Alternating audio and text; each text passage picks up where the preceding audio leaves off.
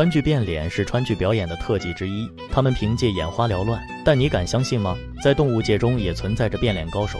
这位摄影师就在路边拍摄到了一只神奇的鸟，不一会儿的时间，他就变换出了9张脸。看着这速度和过程，人们都要傻眼，赶紧揉揉自己的眼睛，看看是不是误会了。没想到这只鸟一会儿是红色，一会儿是黑色，不停地切换自己脑袋上的颜色，这也让人们非常的纳闷。后来了解后，才发现原来这种鸟叫做安氏蜂鸟，它并不会变脸，而是因为羽毛上皮细微的结构反射干涉光线产生的色彩变换。这个原理和变色龙是大不相同。曾经一位男子就曾仔细地观察过变色龙，它就灵活地变成了和周围一样的颜色，完全做到了隐身，这让人们好奇，那么它遇到水时会变成什么颜色呢？毕竟水是透明的，而变色龙无法提取水的色彩，一般变色龙只有接触的物体才会变色。后来人们查看实验结果，才发现原来变色龙并没有变色，而变色龙之所以变色的原理，是因为它的红细胞中纳米晶体排列紧密，皮肤会反射，当紧张时便会释放凑齐了3原色。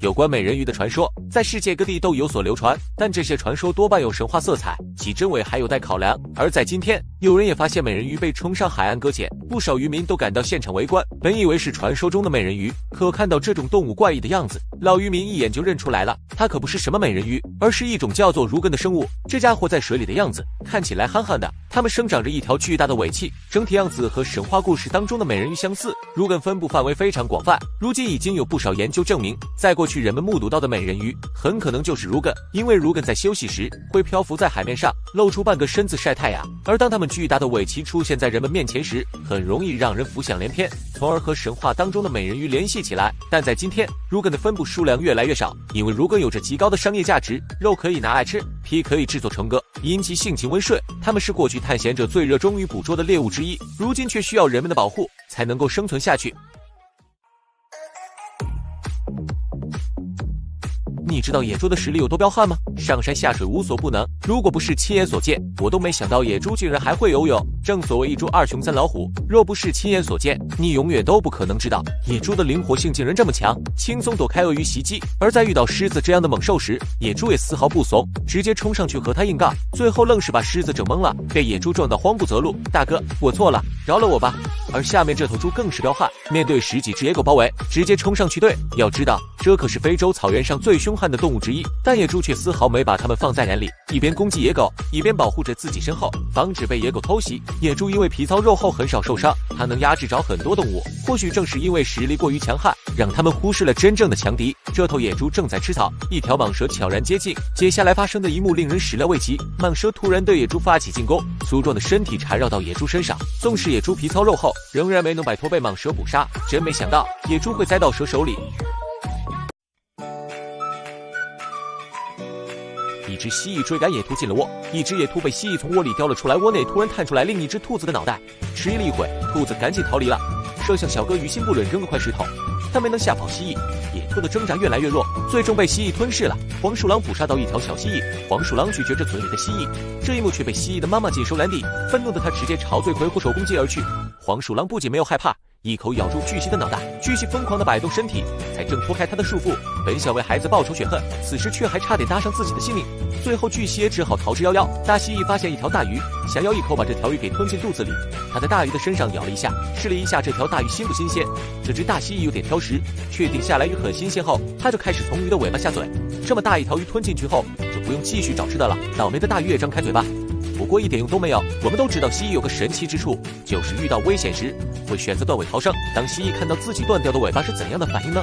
小伙养了只蜥蜴，他发现蜥蜴的尾巴断了，就将其摆放在了蜥蜴的痕前。而蜥蜴看到还在蠕动的尾巴，居然表现淡定。它之所以不在乎，只因为过不了几天新的尾巴又长出来了。你仔细看河中间，一群乌龟正露在外面晒太阳。不得不说，这块石头让乌龟们利用到了100%。但令人惊讶的还在后面，水中的河马露出了头，这才发现原来乌龟们都在河马的身上待着的。随着河马的挪动，边缘的乌龟都纷纷落到了水中，河马往岸上走着，乌龟大队更是一个不剩落进了水里。行动缓慢的乌龟遇到这种情况真的会崩溃，这家伙一靠自己根本够不到的，更别说翻过身。这时候同伴靠近过来，用力将乌龟往一边顶着，真是感叹乌龟的聪明，一下子就给这家伙翻了过来。能看得出来，队友的实力是决定因素。这只乌龟表示你快别说了，这家伙带着我转了好几圈了。只见同伴一心想把乌龟推起来，但力气用错了方向，直接转起了圈。翻倒的乌龟心想谁来救救我，头晕了度。论队友的重要性啊，聪明与温柔兼备的金毛遇到乌龟，这反应给主人看傻了。看到正在爬行的乌龟，可给金毛吸引住了，一脸的好奇跟在乌龟后面学了起来。主人在旁边看着都惊呆了，也太皮了。这只粉粉的像是小耗子似的动物，是澳大利亚的国宝级生物袋熊。男子在路旁将它救下后带回家和妻子一同照料，因为还没睁开眼睛，分不清楚好坏，小家伙几乎是有吃的就张嘴。在夫妻二人的精心喂养下，小家伙个头越来越大，几个月后，它的体表外还生长出一层黑黑的绒毛，看起来就像是小耗子。它和家里的狗狗相处愉快，金毛坐在地上，袋熊就跑过去找它玩耍，似乎把它当成了自己的同类。看到他们和睦相处的暖心画面，众人也直呼被它暖化了。随着时间流逝，袋熊个头越来越大，看起来胖乎乎的样子，可别提有多可爱了。因为从小是为人类喂养大的缘故，小袋熊也格外依赖人类，主人走到哪里，它都要跟着，甚至比狗狗还要粘人。主人都无奈了，这天想要出门玩耍，可袋熊却屁颠地从台阶上跑了下来。主人飞快跑过草坪，小袋熊还要跟着。面对这么粘人的小动物，主人只好把它抱在怀中安慰。这么可爱的小动物，小伙伴们喜欢吗？考拉又名无尾熊，顾名思义就是没有尾巴。虽然名字里带有熊字，但考拉和熊并不沾边，它们还被称为树袋熊，原因就是考拉喜欢整天待在树上，对于它们来说，树上才是最安全的地方。作为澳大利亚的国宝，考拉备受人们关注，很多游客不远万里来到动物园观看考拉。但在这家动物园内，2只考拉竟然在树上大打出手。原来考拉为了抢夺领地，直接将树上的考拉拽下来，被拽的考拉毫无还手之力，强行被拽到树下。领地虽然被抢，可打又打不过，考拉只能接受现实。为防止被打，他还举起双手投降，模样要多可怜有多可怜。对于考拉来说，领地是非常重要的，它们每天要在树上睡18个小时，睡醒就去吃树叶，每天要吃掉的树叶重达1斤。常常会有考拉因为领地大打出手。这只考拉在大家抢夺领地时打架打输了，被扔到树下嚎啕大哭，不断哀嚎的样子和委屈的眼神简直像极了打架打哭的孩子。本来是想被安慰，结果在场的人并没有安慰考拉的意思，让人心疼又好笑。或许也是担心被考拉赖上，毕竟这家伙是靠粘人著称的。孔雀开屏的画面虽然非常惊艳，但却常常会引来其他动物的不满。这只孔雀也太嘚瑟了，大摇大摆地对着袋鼠开屏。面对这么欠揍的孔雀，袋鼠压根就没想鸟它，只要自己想，分分钟能把孔雀揍到怀疑鸟生。可它显然没有这个念头，这反而让孔雀越发肆无忌惮了。在想对公鸡开屏的时候，不料遭到公鸡暴打，暴脾气的公鸡可不惯着它，打完孔雀看它服不服。见到孔雀不是很服气，又是一顿劈头盖脸的教训。别看公鸡个头不大，但却常常把孔雀打得连连躲逃。论实力，孔雀显然是不如公鸡。事实上，孔雀这家伙大部分都是花架子。在这边的动物园内，嘚瑟的向游客开屏时，被一只小松鼠扯住，接下来忍住别笑。小松鼠看到孔雀这么嘚瑟，非要给它薅一根毛下来，结果把孔雀给惹急了，在园子里四处躲逃，就是无法甩掉松鼠。它的内心是崩溃的，低调永远不会错。可孔雀压根不知道低调俩字咋写，在熊猫园里开屏，又把熊猫给惹生气了。暴躁的熊猫追着孔雀去薅毛，敢在国宝面前耀武扬威，我看你是活过我吧。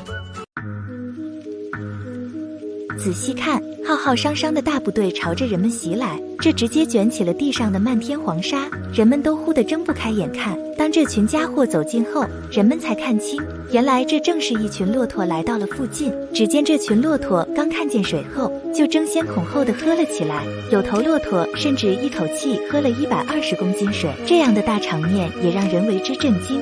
真不愧是大胃王啊，竟然这般能存水。而之所以他们会出现这么一副没见过世面的样子，则是因为他们已3周没喝过水了。由于在沙漠中载货载人，导致他们已经干渴得无法进食。好在主人及时请来了救援队，这才帮助他们成功脱困。要知道，水是生命之源，哪个动物离了水都是不能存活的。就比如这只骆驼，竟然倒在了地上，动弹不得。等到人们发现时，才发现它早已死去多时。这还不是最惨的，惨的是水就在附近，但是它却喝不到。前进喝水时，还会遇到掉入淤泥的危险。这群被困的野牛就是不幸的，等到救援队到达后，它们早已失去了生命。